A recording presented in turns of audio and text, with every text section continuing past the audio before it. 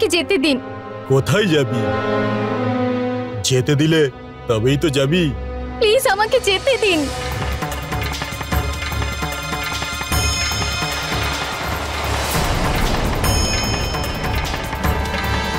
এই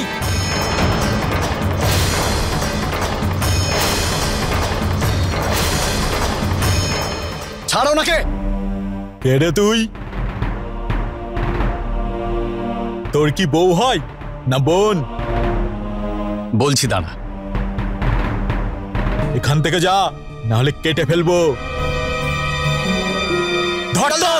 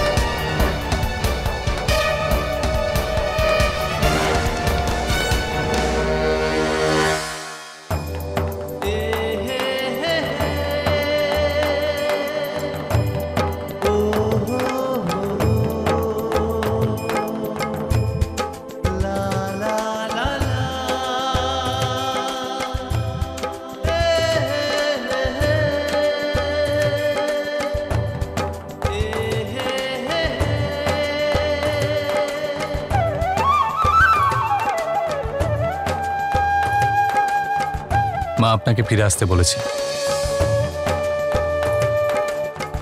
মা? হ্যাঁ, আসুন। না কার্তিক, আমার ফিরে যাওয়ার কারণে 4টে মানুষের জীবন নষ্ট হয়ে যাবে। আমি সবার কষ্টের কারণ হতে পারবো না। আমি ফিরবো না কার্তিক।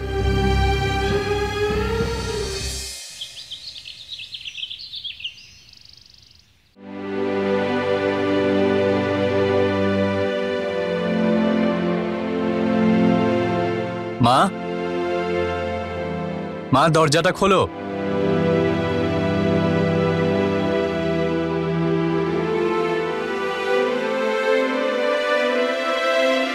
সুমন,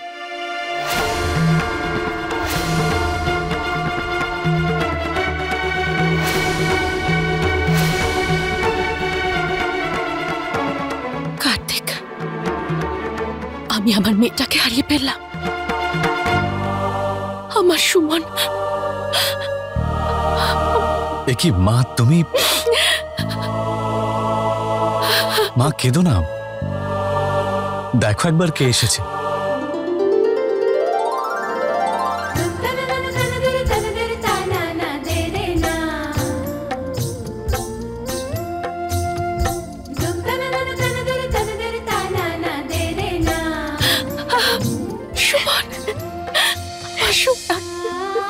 আমাকে ক্ষমা করে দে সোনা।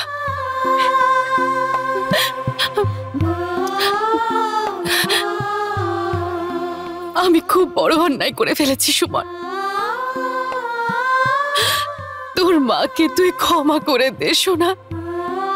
না মা, না সোনা, কাঁদিস না। আমি অনেক কাঁদিয়েছি তোকে সোনা, আর কখনো কাঁদিস না। আর আমাকে ছেড়ে যাস না। আমার বুকে আগলে রাখবো আমি তোকে। আমাকে ক্ষমা করে দে না মা। কার্তিক, সুমনকে কোথায় পেলি?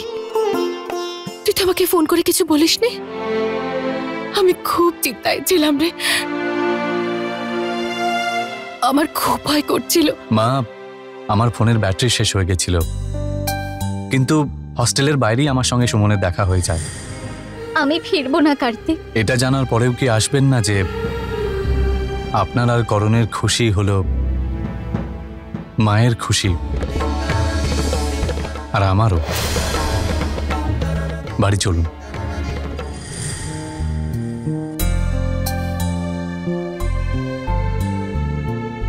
এখন থেকে তুই শুধু আমার মেয়ে নোস, আমার বৌমাও হবি তুই।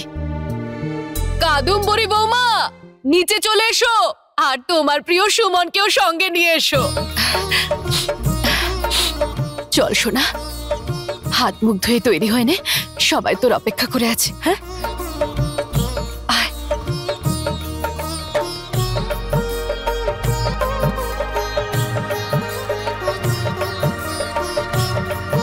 আমি বলেছিলাম না সুমনকে ফিরে আসতেই হবে, আমাদের ভালোবাসা টানে ফিরে আসতেই হলো, তাই না ঠাম্মা? হ্যাঁ সোনা।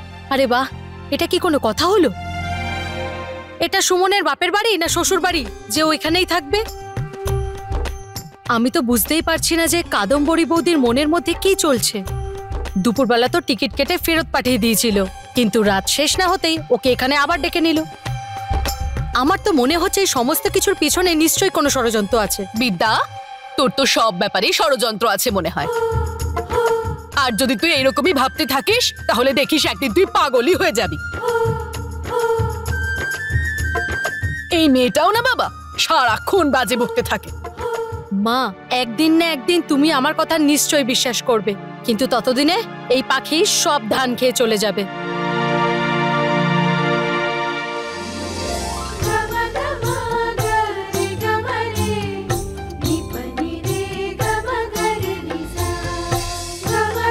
Good morning Suman. Good morning Guddi দিদি।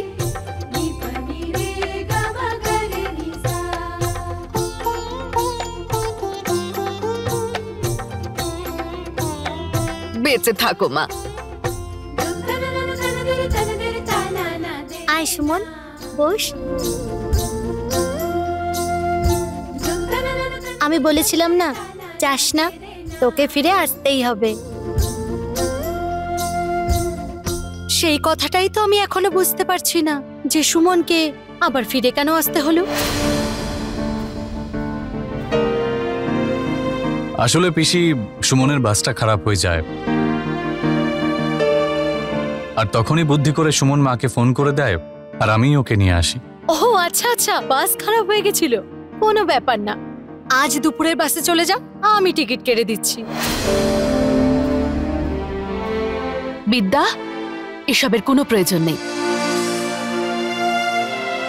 সুমন যখন যেতে চাইবে টিকিট আমি কেটে দেব। বৌমা, বাড়িতে পাঠানোর ওকে কোনো প্রয়োজন নেই। আমি তো বলছি সুমন এখানে আরো কটা দিন থাকুক।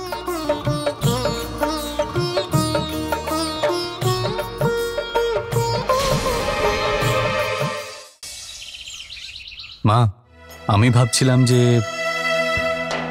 সুমন আর করণের সম্পর্কের কথাটা বাড়ির লোককে আজকেই জানিয়ে দিলে হতো না? না। কিন্তু কেন? কারণ আমি চাই যে এই সব কিছুর আগে আমার বড় ছেলের বিয়ে হয়ে যাক, আর তারপরে আমি করণ আর সুমনের বিয়ের কথা ভাববো। কিন্তু মা, আমার এখন বিয়ে করার কোনো ইচ্ছা নেই। বিয়ে করতে চাস না কেন? কারণ আমি এই সিদ্ধান্ত নিয়েছি যে আগে করণ আর সুমনের বিয়েটা হয়ে যাক, আর তারপরেই আমি বিয়ে করব। এসব তুই কি কথা বলছিস কার্তিক? বড় দাদার বিয়ে হওয়ার আগে ছোট ভাইয়ের বিয়ে আবার হয় নাকি? এরকম হয় না কার্তিক। বাড়ির লোকেরা কোনোদিনও এই বিষয়টা মেনে নেবে না। মা, শুধু তুমি রাজি হলেই হবে, বাড়ির লোকেদের আমি রাজি করিয়ে নেব। তুই এত জিদ কেন করছিস কার্তিক? তোর মনে আবার অন্য কোনো কথা চলছে না তো? না না মা, অন্য কিচ্ছু নেই মা। সত্যি বলছিস আমাকে? হ্যাঁ মা,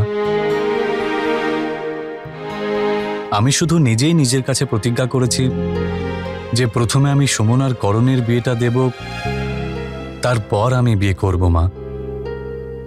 তাই এখন নিজের কাছে করা প্রতিজ্ঞা কি করে ভাঙতে পারি? ঠিক আছে কার্তিক, তোর যা ইচ্ছে। আমি জানি না বাড়ির লোকেরা এই বিষয়ে রাজি হবে কিনা। মা, তুমি এসব নিয়ে একদম চিন্তা করো না, আমি সবাইকে রাজি করিয়ে নেব। করণ কোথায়? বাবাকে আনতে স্টেশনে গেছে।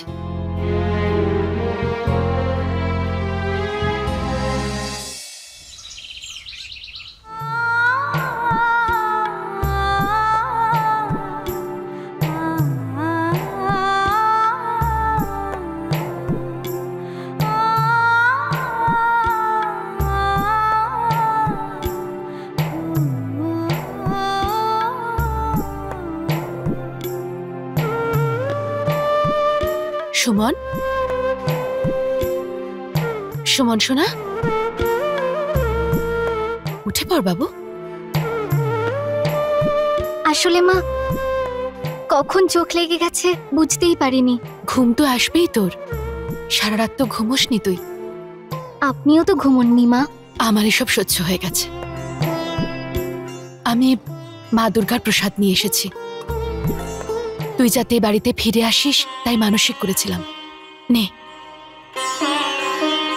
তাহলে নিজের হাতেই খাওয়ান না মা। মায়ের প্রসাদ গ্রহণের সাথে সাথে মায়ের আশীর্বাদের হাতটাও পেয়ে যাব।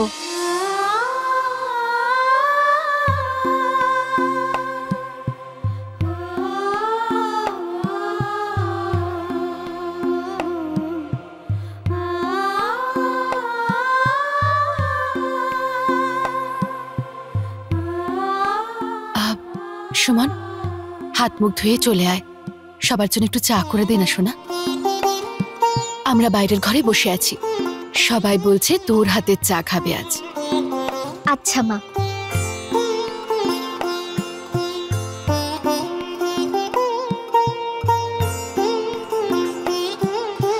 ওটাই তো বলছি আমি, সুমন চলে এসেছে আর এমন মনে হচ্ছে যে আমাদের ঘরের খুশি আবার ফিরে এসেছে। দেখো সবারই মুখে কেমন হাসি ফুটে উঠেছে।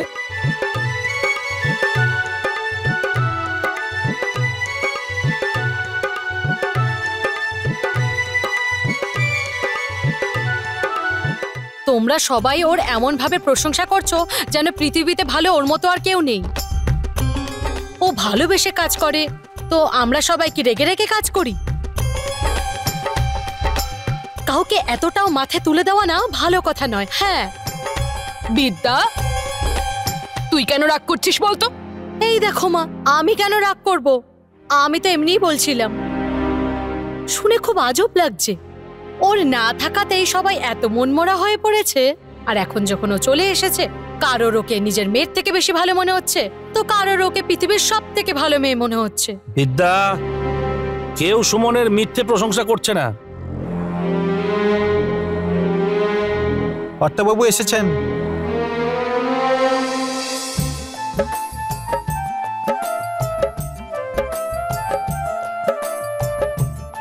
কি ব্যাপার বিদ্যা, এখানে কিসের মিটিং চলছে? তুমি কেমন ঘুরলে? ভালোই ঘুরে এলাম। বাবা, আমি তো শুধু এটাই বলছিলাম যে এমন এক অতিথি অর্ধেক রাস্তা যেতে না যেতে আবার ফিরে এলো। কার কথা হচ্ছে? না, ওই সুমন কাল বাড়ি ফিরে যাচ্ছিল, রাস্তায় ওর বাস খারাপ হয়ে গেছিল। চলো, ভালোই হয়েছে। এই সুযোগে সুমন আমাদের সাথে আরো কিছুদিন কাটাবে। তুমি হাত মুখ ধুয়ে এসো, আমি চা নিয়ে যাচ্ছি। হ্যাঁ, আমি বরং হাত মুখটা আগে ধুয়ে আছি, সারা শরীর কিরম চিরবির করছে।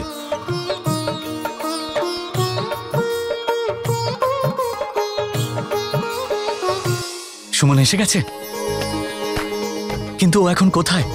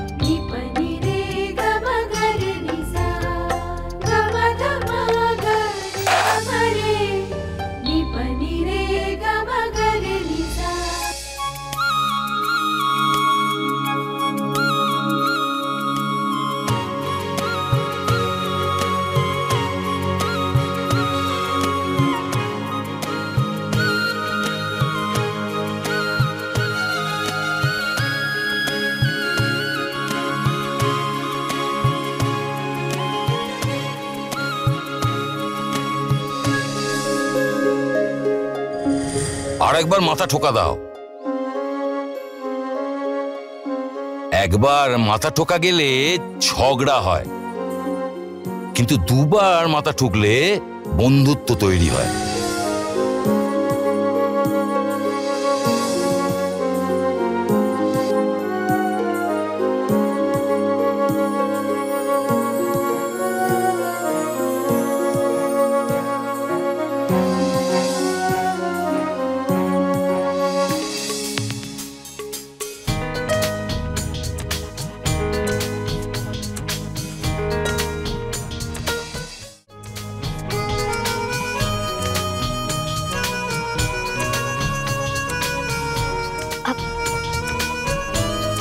এইভাবে কেন দেখছেন? মন ভরছে না তাই। ইচ্ছা করছে তোমাকে শুধু এইভাবেই দেখতে থাকি। তুমি যদি আমার জীবনে আবার ফিরে না আসতে তাহলে আমি বাঁচতেই পারতাম না। হয় পাগল হয়ে যেতাম, অথবা আমি মরে যেতাম।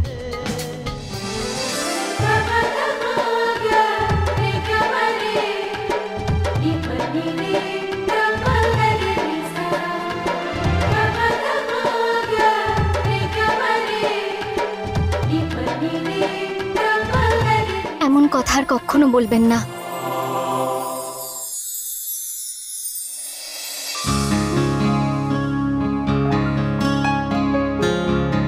বাবা, আমার তোমার সাথে একটু কথা ছিল বাবা। হ্যাঁ বলো না। আসলে ওই সুমন আছে না, সুমন কি? আমার ওকে খুব পছন্দ বাবা। তা সুমন তো এমনিতেই খুব ভালো, কেন ভালো লাগবে না? কি বলতে চাইছো? আমি ওকে আমাদের এই বাড়িতে সারা জীবনের জন্য রাখতে চাই বাবা। আমার ওকে করণের জন্য পছন্দ হয়েছে। এই সম্পর্কটা কি হতে পারে?